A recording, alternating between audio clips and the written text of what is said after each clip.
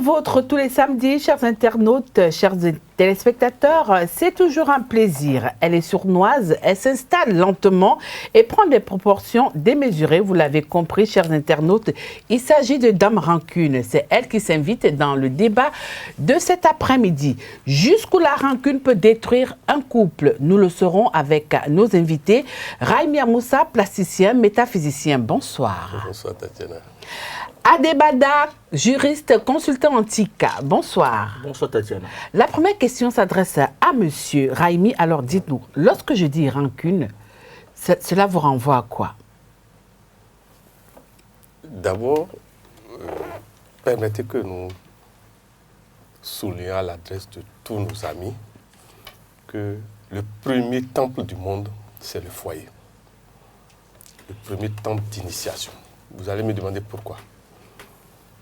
Voilà un espace où se rencontrent, s'entrechoquent plusieurs personnalités qui ne sont pas des mêmes configurations.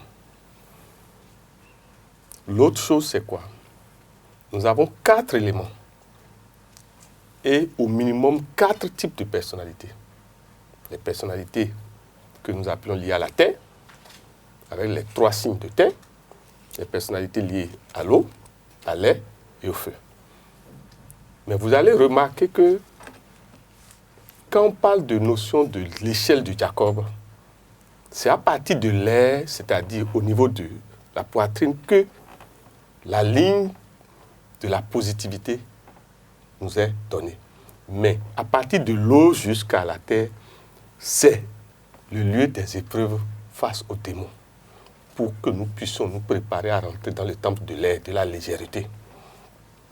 Je dis ça pour que chacun de nous comprenne que c'est suivant les alliances que nous avons contractées que nous allons définir la notion de rancune. Il y a des signes, surtout les signes de terre et les signes d'eau. La potentialité de rancune sont dans ces signes plus que les autres signes. La capacité à garder l'autre dans le ventre, comme on dit chez nous en fond, remendo home, c'est-à-dire garder quelqu'un dans le ventre, ou bien esinhome, c'est-à-dire attache le ventre. Ça veut dire quoi? L'autre a fait quelque chose, nous avons découvert quelque chose que nous n'attendons pas de l'autre. L'autre nous avons reçu un choc de l'autre que nous n'attendons pas, que nous n'arrivons pas à pardonner. Et c'est ça la notion de rancune. C'est une énergie négative, une boule négative qui s'installe dans le ventre de chacun, dans le couple. Et quand nous ne faisons pas appel à la notion du pardon, de l'amour, c'est nous-mêmes qui sommes rancuniers ou rancunières qui nous détruisons, qui nous auto-détruisons. Alors, monsieur Bada, je vous repose la même question. Lorsque je dis rancune, cela vous renvoie à quoi? C'est une animosité, c'est un sentiment néfaste suite à un événement qu'on n'a pas digéré. Et on a envie de rétablir la justice à travers la vengeance ou tout autre type de manifestation. C'est un sentiment néfaste et négatif parce que aujourd'hui, il a dit tout à l'heure, monsieur Amoussa, quand vous êtes rancunier ou rancunière, vous ne faites du mal à personne, c'est à vous-même. Parce que si aujourd'hui je vous en veux, vous, Tatiana, chaque fois que je vous vois, je vais me mettre dans des états pas possibles parce que j'ai envie d'en découdre avec vous, mais je n'arrive pas à assouvir ce besoin de vengeance. Et là, c'est moi, mon sang qui fait un tour. Je ne fais aucun mal à personne. Donc, la rancune, c'est un sentiment qu'il faudrait éviter au maximum. Il faut pardonner et aller de l'avant. Parce que tout ce que vous faites dans la vie, vous faites. Les gens croient que parce qu'aujourd'hui il se venge, il est tout fort, ou bien parce qu'il est rancunier, il va montrer à l'autre qu'il est capable d'eux. Mais au finish, c'est lui-même qui se fait du mal. Il donne à la nature les armes pour le détruire lui-même. Donc la rancune, c'est un sentiment qu'il faut éviter au maximum parce que être rancunier, c'est dresser le lit de sa propre destruction. Alors, dans un couple, est-ce qu'on peut considérer la rancune comme étant une forme de protection, M. Bada?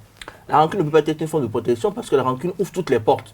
Une fois qu'il y a des sentiments négatifs qui s'installent, il y a également des entités négatives qui s'invitent.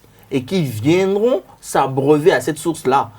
Tout à l'heure, on a parlé de la possibilité que les êtres viennent s'abreuver au sang. La preuve, quand par exemple vous vous blessez même à la cuisine, il faut avoir le réflexe de sanctifier ce sang-là parce que les êtres d'un certain niveau viennent s'abreuver. C'est leur rôle, c'est dans leur nature.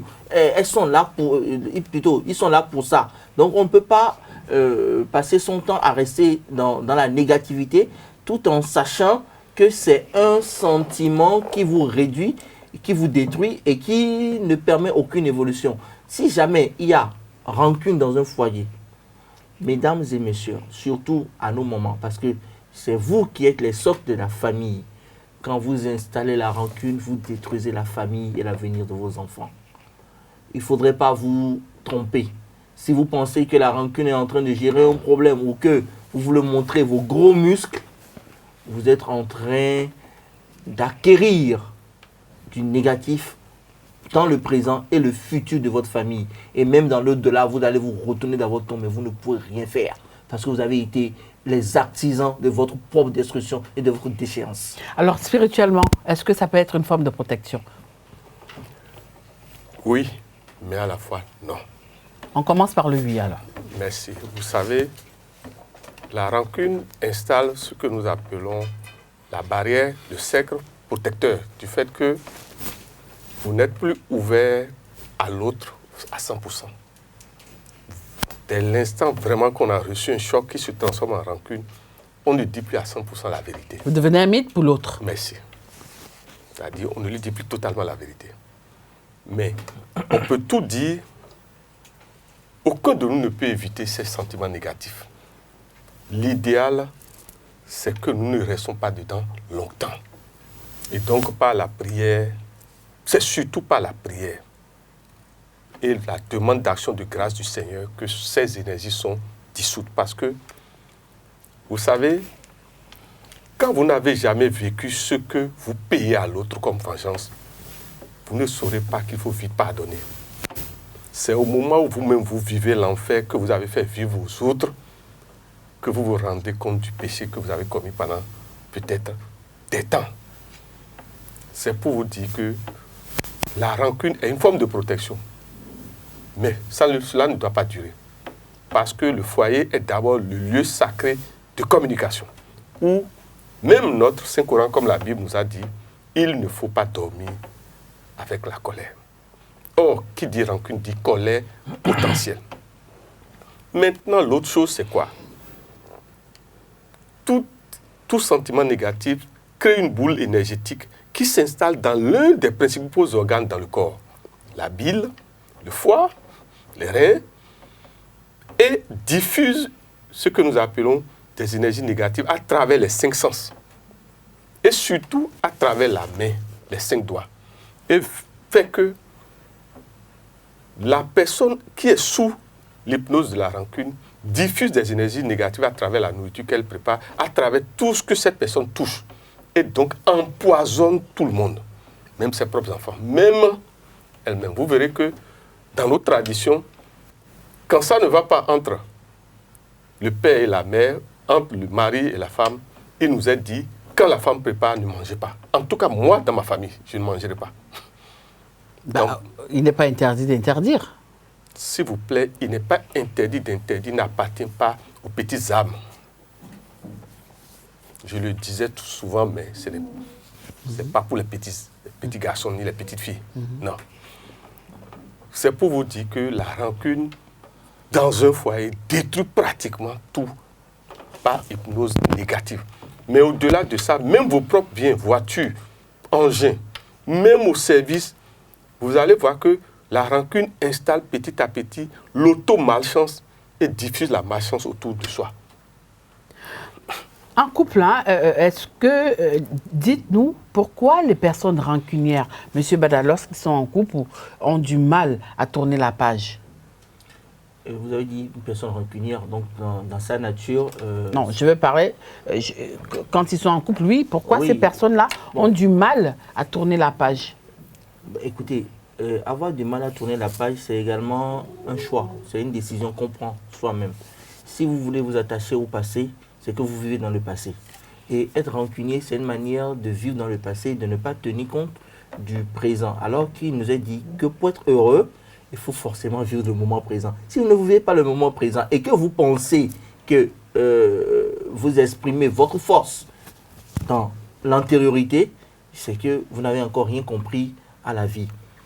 Et on a parlé tout à l'heure des réalités par rapport à la rancune. J'ai eu la possibilité de suivre certains couples. J'ai remarqué que quand on a des signes de terre qui sont rancuniers dans un même couple, mais la famille est détruite sur des générations. Et il faudrait que les descendants de cette famille aient conscience de ce qui s'est passé pour essayer de changer la courbe. Parce que, comme l'a dit tout à l'heure M. Amoussa, ça diffuse du négatif tous azimuts.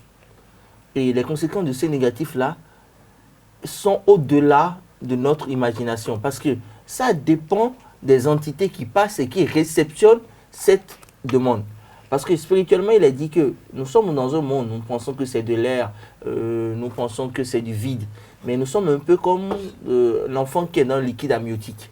Tous les actes que nous posons, on garde des traces de tout ce... Même quand je fais ça, il y a des traces qui sont gardées dans l'univers qui retiennent que j'ai fait ça. Donc, quand vous diffusez du négatif à l'endroit des êtres que vous aimez, mais il y a des entités qui se réjouissent de concrétiser ça. Donc, vraiment, la rancune dans un foyer n'est pas souhaitée, n'est pas souhaitable, et il ne faut pas en faire un mode de vie. Est-ce que la rancune est dans les gènes? Oui. Et par filiation du sang et du sperme. La notion de la mémoire des cellules explique ce que vous êtes en train de dire. Tout enregistre tout. Tout enregistre tout. C'est pour ça que dans la métaphysique daoméenne, on dit la terre a des yeux. La terre entend. Et que c'est la terre qui rend compte au Seigneur du karma. Tout ce que nous faisons dans cette salle, c'est enregistré dans les murs, dans tout ce qui est ici. Faites l'expérience de louer dans une chambre qui a été chambre de passe, c'est-à-dire pour la prostitution. Chambre de passage, oui. Vous verrez que si vous ne travaillez pas à purifier, à dissoudre les énergies qu'on a générées là, il y a des jours et des heures, quand vous dormez, vous allez entendre tout ce qu'on fait comme hurlement, tout ça. Et vous, même si vous ne savez pas faire, vous allez devenir pire plus que les gens qui sont venus faire des choses là. Parce que les entités qu'on a tirées là ne partent pas vite comme ça. C'est pour vous dire quoi? Ce que vous dites s'explique par la notion de la mémoire des cellules. Or, les cellules, il y a deux réalités qui enregistrent plus dans l'homme, le sperme et le sang.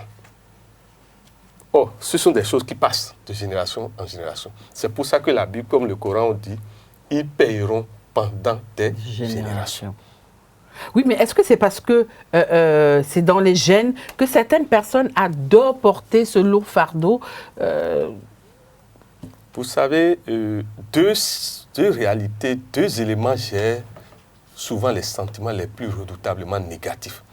Ce sont les signes de terre, Capricorne, Taureau, Vierge, et les signes d'eau, Cancer, Scorpion, Poisson. Mais dans ça, il y a deux qui sont réellement, d'abord, il ne faut pas avoir affaire à leur colère, Capricorne et Scorpion. Mais quand on veut passer à autre chose, vous avez aussi les cancers. Le cancer est rancunier. Le cancer n'oublie pas vite, parce que les signes d'eau ont une mémoire forte. Toute personne qui a une mémoire forte, quand la rancune s'installe, ça se dissout difficilement. C'est des réalités. C'est pour vous dire que ce n'est pas forcément parfois de leur faute. C'est karmique. Et nous ne souhaitons à personne de demeurer dans ça. Vous avez dit, normalement, il faut éviter les alliances de couples de même signe. Souvent, quand ils ressentent les mêmes réalités, ça fait qu'ils peuvent vivre dans la même maison, je vous jure, ils peuvent même en train de faire le sexe comme l'huile et l'eau. C'est-à-dire, les émotions ne sont plus partagées. Et le crime est potentiellement, à tout instant, installable. Est-ce que ce crime peut être parfait, M. Bada? Aucun crime n'est parfait parce qu'il y a toujours une erreur, étant donné que nous sommes des êtres humains et qu'il y a des réalités spirituelles qui nous dépassent. Quand vous posez un acte, il y a toujours la rétribution. Et là, comme j'ai dit, aucun crime n'est parfait et il faut éviter de se retrouver dans une situation où la rancune devient leitmotiv de l'existence. Il faut bannir la rancune. Quand vous avez un problème, essayez de le régler le plus tôt possible pour qu'il n'y ait pas des retombées néfastes que vous regretterez. Et quand on a dit par rapport aux signes, c'est vrai, du signe de terre, signe d'eau, on n'a même pas besoin d'aller jusque là-bas pour comprendre que même l'eau que nous buvons tous les jours a une mémoire phénoménale. Et même aujourd'hui, ça c'est un conseil en griffe qu'on donne, quand vous voulez vous laver ou bien, surtout quand vous voulez boire de l'eau, prière, prendre l'eau au moins 3 ou 4 heures à l'avance déposée pour que l'eau se stabilise et se reconstitue. Parce que le fait de faire le tour des tuyaux, l'eau et les cellules sont détruites, prennent d'autres formes, et quand vous buvez ça, vous vous empoisonnez, vous ne vous faites aucun bien. Et c'est la même chose que quand vous êtes dans un sentiment de rancune. Le sentiment de rancune, c'est un poison diffus à tout moment. Donc, à tous ceux qui nous suivent, surtout nos moments, prière, quand vous savez que ça chauffe, ramenez la balle à terre. Et quand vous savez que vous ne pouvez pas oublier, essayez de faire de ce secrétaire un ami et lui demander de passer à la trappe cet événement-là. Parce que quand vous n'avez pas la capacité de transcender les choses deviennent votre maître. Alors que l'homme, comme on dit en fond, Ekbeto, c'est le père de la vie et c'est lui qui est à la tête de toutes les chaînes. Alors si vous vous laissez manipuler par les événements, c'est que vous n'êtes qu'un être humain normal. Oui, alors, Monsieur Raimi, dites-nous un peu, lorsqu'on entre dans une autre dimension, c'est-à-dire la dimension spirituelle, à quel moment peut-on redresser la barre par rapport à la rancune? D'abord, ce que vous nous demandez pose le problème des techniques de dissolution de l'énergie négative de la rancune. La première technique, c'est la prière. Deuxième technique, c'est d'avoir le courage de faire ce que nous appelons la neuvaine à l'église ou à la mosquée. C'est-à-dire aller faire des œuvres sociales à l'église ou à la mosquée pour bénéficier de ce que nous appelons la grâce divine. La grâce n'a pas besoin de milliers d'années. La grâce, Dieu peut vous l'accorder en 1 seconde, en fraction de seconde. Il faut juste savoir prier, savoir demander. Merci. Mais l'autre chose, lorsque vous voulez dissoudre une rancune, vous pouvez prendre une feuille blanche, un bic, un stylo, vous écrivez ce qui vous fait mal. Mais vous le faites ça en présence d'une bougie noire.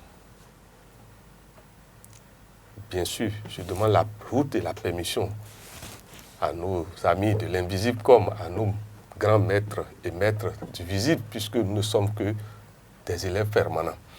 Donc, vous écrivez tout ce qui vous a fait mal. Vous pouvez le faire cycliquement toute la nuit, puis ça peut ne pas finir en une séance, et vous brûlez chaque fois. Et après, vous recueillez la cendre, vous enterrez ça. Vous allez voir, vous n'allez pas faire, si vous êtes une femme, 7 jours, si vous êtes un homme, 9 jours. Oui, mais est-ce que ce n'est pas une partie de vous que vous êtes en train de brûler en ce moment? Si c'est une manière de libérer l'énergie négative, parce que l'écriture libère. C'est une technique pour dissoudre. Vous verrez, prenez des gens qui sont dans cet état, demandez-leur de faire cette pratique, ce rite-là. Vous verrez, ça ne durera pas 1 mois. Parce que ça fait que la rancune, c'est comme vous êtes tombé dans des cactus. Or, les techniques là permettent à ce que les épines sortent. Parfois, la rancune vous installe dans un état de prison où vous-même, vous ne pouvez même plus vous libérer. Il faut vous imposer des techniques. Il faut un apport extérieur pour vous libérer. Au-delà de ça, il y a d'autres techniques que nous appelons les mots de pouvoir. En fait, c'est comme des marteaux-piqueurs. Mais on ne peut pas tout dire comme on le dit. Alors, Monsieur Bada, lorsque vous rencontrez une femme, quelques années après, vous vous rendez compte qu'elle a une rancœur tenace. Comment réagir face à cette personne que vous aimez et dont vous avez du mal à vous séparer malgré ce défaut? Bon, d'abord, il y a une phrase que j'aime bien. Rien n'est bon ni mauvais si ce n'est ce qu'en fait l'esprit. Elle est rancunière, je m'en rends compte, je l'aime. La première des choses que je vais essayer de faire, c'est de l'emmener à me parler.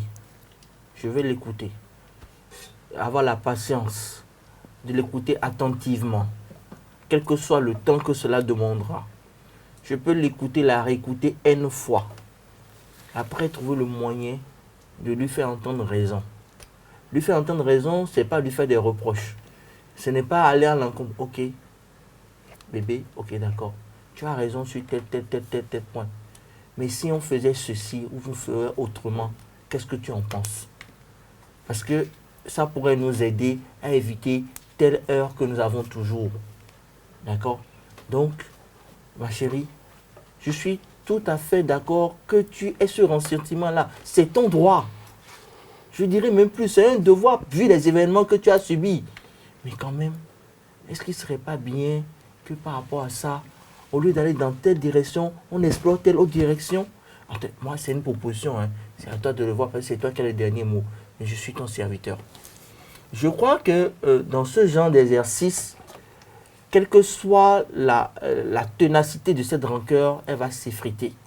Parce que tout le monde, tous les êtres humains ont besoin d'être écoutés, de se sentir important, d'être l'objet de votre attention. Donc, à partir de ce moment-là, la personne va lâcher prise. Et en lâchant prise, j'ai le résultat que je cherche. C'est l'une des manières les plus simples, les plus accessibles d'arriver à changer quelqu'un qui est rancunier de nature. Dernière question pour clôturer l'émission de cet après-midi. Dans ce cas, dites-nous, jusqu'où la rancune peut donc détruire un couple? D'abord, dans un couple, lorsqu'il y a rancune, si ça a perdu, c'est la faute soit à l'un ou à l'autre. Je m'explique. Dieu a créé le sexe pour dissoudre beaucoup de choses, mais nous ne l'utilisons pas. C'est pour ça que je parle de faute. Si c'est votre femme qui garde rancune comme vous devez utiliser ce qui l'excite. Sacrifiez-vous pour qu'elle soit hyper excitée tout le temps. Donnez-lui le plaisir le maximum dans le sexe. La rancune va se dissoudre naturellement, petit à petit. Parce qu'il y a un secret dans le sexe. Toute femme, quel que soit ce que elle vous garde, si vraiment vous lui donnez l'extase, remarquez après le changement vient. C'est pour vous dire que la solution est toujours là. Lorsque ça a perdu, ça veut dire que l'un ne sait pas faire le travail. L'un ou l'autre ne sait pas faire le travail. Ne sait pas se sacrifier pour donner le plaisir à l'autre. Et partout, la rancune perdue dans un couple, c'est que l'autre partenaire ne connaît pas les points G de sa femme ou de son homme. Voilà. Monsieur Bada? Oui, pour que la rancune soit dissoute, c'est une question de choix, c'est une question de volonté. Et tout le monde a la capacité de dissoudre la rancune, quelle que soit sa ténacité. Bah oui, de toutes les façons, M. Rami l'a dit tout à l'heure, le sexe ouvre toutes les portes et adoucit toutes les fâcheries. Oui, le sexe ouvre toutes les portes, mais il faudrait aussi savoir l'utiliser. Parce que beaucoup ne savent pas l'utiliser et beaucoup pensent même que c'est une guerre, une compétition. Encore que, même si, parce que le sexe, quoi qu'on dise, est quelque part violent. Parce que c'est dans la violence qu'on retrouve une certaine forme de plaisir. Mais il faudrait aussi savoir faire les choses de la manière la plus douce pour amener l'autre à vous comprendre et à aller dans le sens que vous souhaitez. Et donc, la rancune dissoute, c'est vous qui choisissez. Et si vous vivez une rancune tenace chez vous actuellement, maman, papa, c'est parce que vous avez voulu qu'il en soit ainsi. Libérez-vous, libérez la rancune pour votre bonheur et le bonheur de la famille. Voilà, c'est avec ces mots du consultant antique et juriste Adebada que nous mettons en terme à notre émission de cet après-midi, jusqu'où la rancune peut détruire le couple. Vous avez longuement suivi M. Rami Amoussa, plasticien métaphysicien, et M. Adebada, juriste et consultant antique. Quant à moi, je vous dis au revoir, bon après-midi et à samedi prochain.